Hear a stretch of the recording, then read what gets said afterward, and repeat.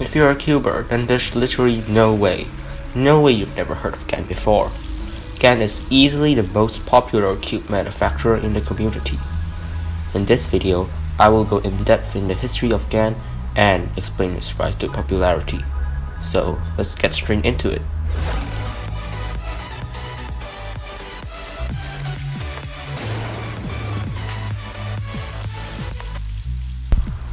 So GAN was founded in 2011 by Gan Yuanxiang.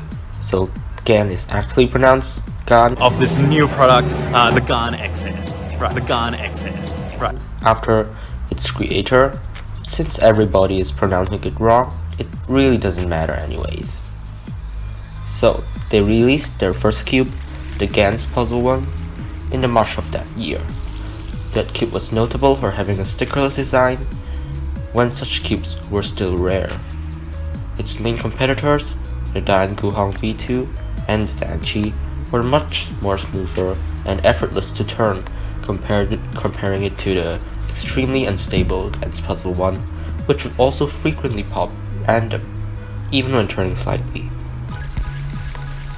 To conclude, the GAN's Puzzle 1 was a huge failure, and it was totally no match for the GANCUBEs that dominated the market at that time. However, this was not the end of GAN. The GAN's Puzzle 2 was released about 2 months later.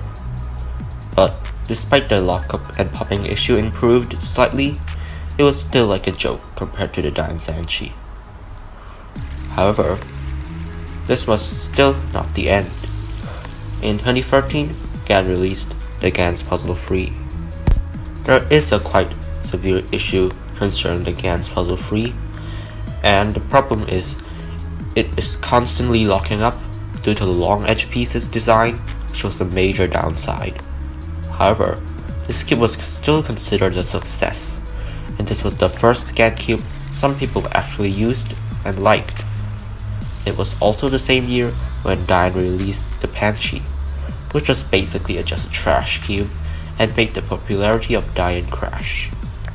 That left the door wide open for other cube manufacturers to take its place, and that company turned out to be Moyu, and the Weilong 3x3 took the market by storm. Dian cubes were less and less seen everywhere, and Moyu cubes were suddenly the cube everyone was making and using at comps. Despite GAN being a small and relatively unnoticed company back then, it released the 357 in March 2014. It was called 357 because it was a GAN 3-layered 57mm cube, and marked the start of their naming scheme, which they have used in every cube since. It was known for having a light and crispy, buttery smooth turning, a very distinctive difference between other cubes of that time. Became a few people's mains, but still the Moyu Weilong and Aolong was the most popular at that time. After that, GAN proceeded to release the 356, the 356S, and the 356S V2 in the following years. This was when most people first heard of the GAN brand, due to their cubes' absolutely effortless corner cutting anywhere, up to 50 degrees and 30 reverse, which made lockups almost unheard of. They have the same buttery smooth feeling as the 357, but notably, the clackiness and flimsiness has gone away. In 2018, the GAN Air was released. It got many people's attention, mostly because the GAN Air was significantly lighter than most of the cubes in the market at that time, and that's why it's called Air actually, with it being only 73 grams and the Aolong V2, for example, being about 100.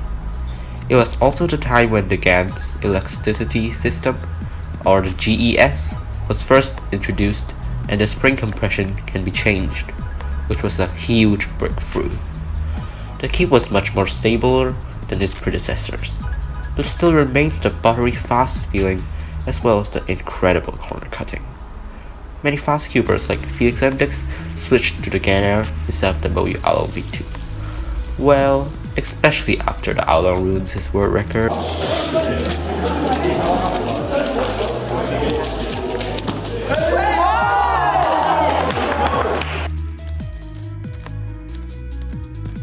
Although the Ganzer did gain a lot of popularity, little did everyone know this was only the beginning.